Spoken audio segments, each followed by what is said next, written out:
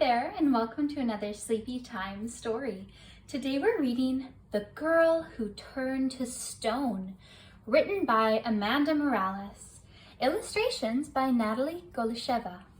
Without further ado, let's get started. The Girl Who Turned to Stone.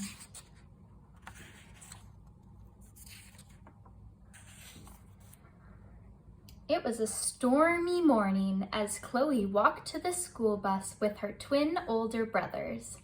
She hopped into each puddle she passed, sending waves across the sidewalk with her glittery rain boots. A sea of brightly colored raincoats skipped along happily when something stopped Chloe. It was a flower, sprouting between the cracks in the sidewalk.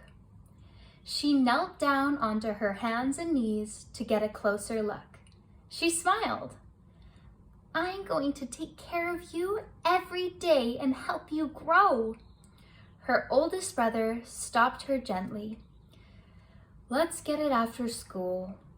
He gave her a pat on the head and they marched on.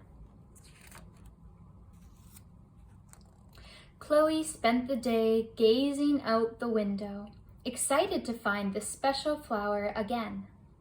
Her teacher announced it was journal time. As Chloe reached for her notebook, another student walked up from behind. Their shuffling feet sent her book sliding across the floor. The other kids began kicking the notebook back and forth until the binding was tattered. The teacher shouted for them to return the book to Chloe and sit. But the bell rang for recess and everyone rushed outside. Chloe was shaking angrily. She felt the journal growing heavy in her hands, and when she looked down, she couldn't believe her eyes. Her arms had turned gray and hard like cement. On the playground, she reached for the monkey bars, but her arms were so heavy. Laughter echoed across the field. Half of her class was playing Red Rover, and her friends waved for her to join. Red Rover, let Chloe come over." She ran as fast as she could, but she couldn't break through the human chain. The other kids pushed even harder against her, knocking her to the ground. She cried out in pain. Everyone laughed at her for being a crybaby. Then they ran off to play hide and seek behind the trees, leaving her all alone. She dusted herself off and found that her back had turned to concrete, just like her arms. Chloe felt frightened. By the time the bell rang to go home, Chloe was sad and ready to find the little flower again. She wobbled to stand up, but her legs had turned to heavy concrete posts. She gathered her thighs and trudged outside to find her brothers. They jumped and waved excitedly as they saw her, but she just nodded back. "What's the matter, Chloe?" Her oldest brother scooped her up for a piggyback ride, while her other brother threw her backpack over his shoulder. "Why do people have to be so mean?" Chloe asked. "That's a good question, sis. Let's get some ice cream. Then we'll find your flower. Maybe that will cheer you up." They sat outside on the patio, enjoying their ice cream, when an old lady hobbled towards the intersection. Her brother jumped up. "Stay here, I'll be right back."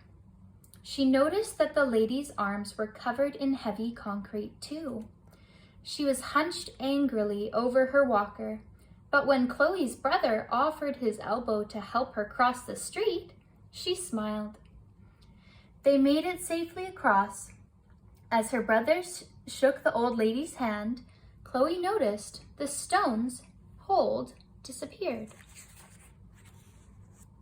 They turned into beautiful, colorful wildflowers. Chloe's face lit up. I get it now! Her brother leaned forward to hear more. Kindness! The flowers come from kindness! That's right, Chloe. And you make flowers grow everywhere, even when they are only rocks, Chloe beamed. Her entire day had changed. She stood up triumphantly and shook off every bit of concrete. Chloe spread her arms wide and gave a big twirl.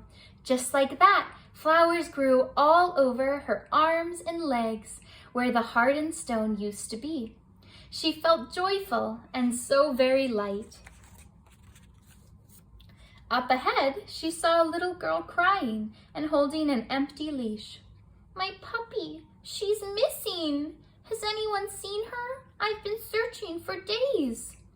The little girl had heavy concrete legs and she looked very tired. I'll help you find her. Let's look together. Chloe held her hand and walked beside her. They called out for the puppy's name over and over again, searching all over the neighborhood. Soon they found the puppy, cowering next to a tree. Chloe remembered she still had part of her sandwich left over from lunch. She crouched down. Here, puppy, just for you. Chloe laid it on the ground.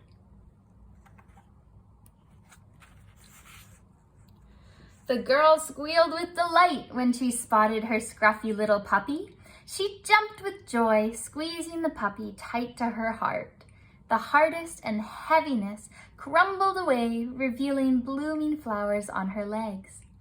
On the way home, Chloe realized, I can grow my own flowers. But sometimes people feel so hardened and heavy that they need a little help finding their flowers and helping them grow.